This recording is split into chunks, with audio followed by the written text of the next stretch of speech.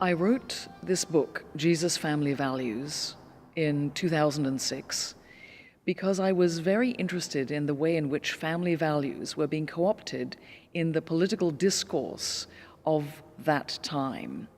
And it turns out that family values are, in fact, a kind of a touchstone for various groups, whether they're religious or otherwise, in the political landscape of our day and age.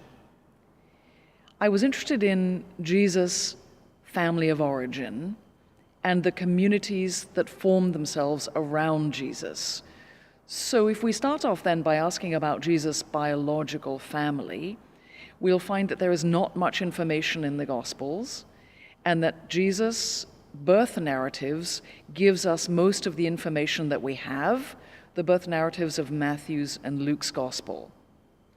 In Matthew's Gospel, Jesus' family of origin can be described in the text in the words of the angel to Joseph, "Take the child and his mother and go to Egypt." Why?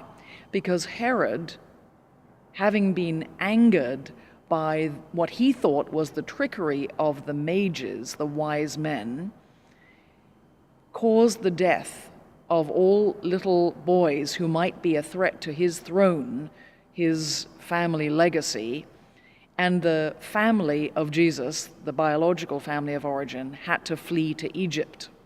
So the angel said to Joseph, "Take the child and his mother and go to Egypt." And in Egypt today, if you were to journey there, you would find a pilgrim trail of the Holy Family in Egypt.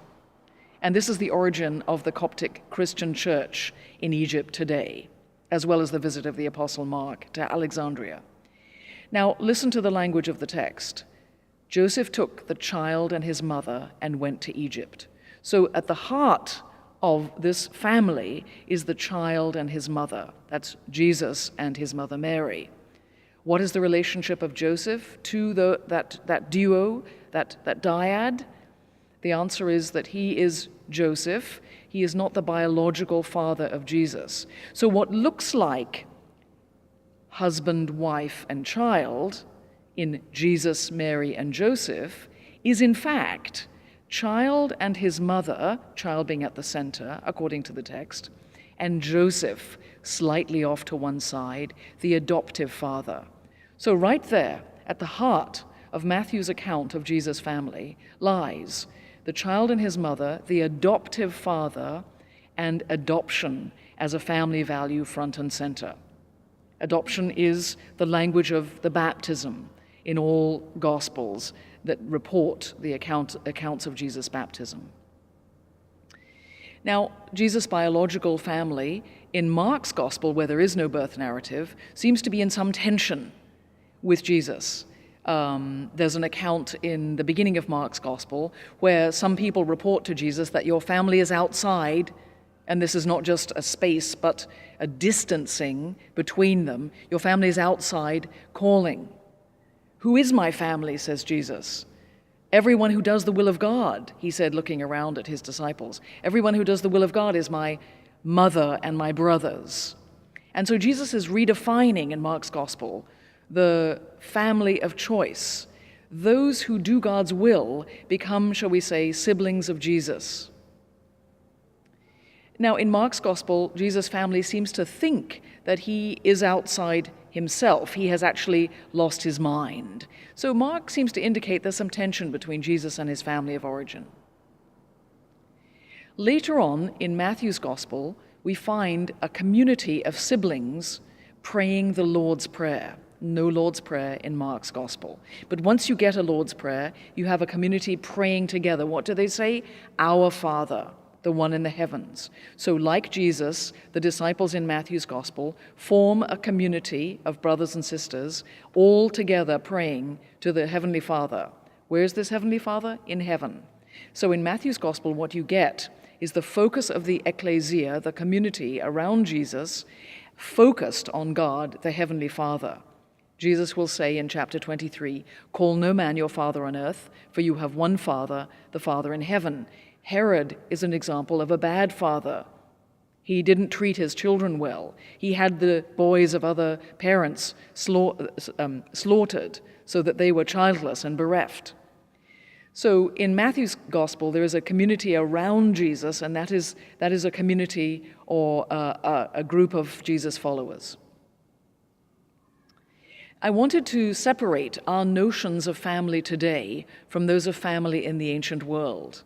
I talk a little bit about Roman families. But if we look at the New Testament, it's interesting to see that every time the term family occurs in the language of the New Testament, it's actually an introduction by the translators. It mostly translates the word for house or household, oikos, oikia, in Greek.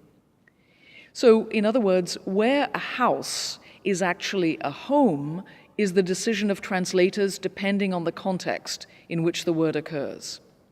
So when Jesus' family occurs in Mark chapter 2, it's a decision of translators to render a Greek phrase that in fact describes those around him. They might not be his family. They might be the disciples around Jesus. They might be followers around Jesus. But what I'm trying to say is pretty clear. Every time the term family occurs in the New Testament, it's usually a decision by editors. So you could say that editors and translators are exercising discretion as to when that word occurs. In John's Gospel, when Jesus on the cross tells the beloved disciple, "Behold your mother," and the text says from that time forth he took her to his own home, in some translations, the Greek text actually said he took her to things that belonged to him, to a place that was his own. So the decision of the word home is a translation decision. Now, what does the term home connote to modern readers? It connotes privacy. It connotes a place where you can expect to be somewhat secluded from the world. It might include a house with a picket fence and a garden. Is this like the home in the world of Jesus' time? No, is the short answer to this. What does a household in the world of Jesus' time look like? Well, it might have what we would call extended family members inside it. So it might have not simply husband, wife, children, but servants, slaves. They might be, as in the prodigal son, indoor slaves and outdoor slaves. There might be extended family members there. We might have, as we do in Matthew's Gospel, a family with a mother-in-law. We might have adopted children who are older. So it's perfectly possible to have a large constellation of people forming households in the world of the New Testament. So that distinguishes our modern homes from an ancient household, because unless your household is rather distinctive compared to mine, I don't actually have any slaves living with me. So that's one of the reasons I wrote the book, to try and differentiate our modern notion of family from families or households in the ancient world. And I hope you enjoy it. Thank you.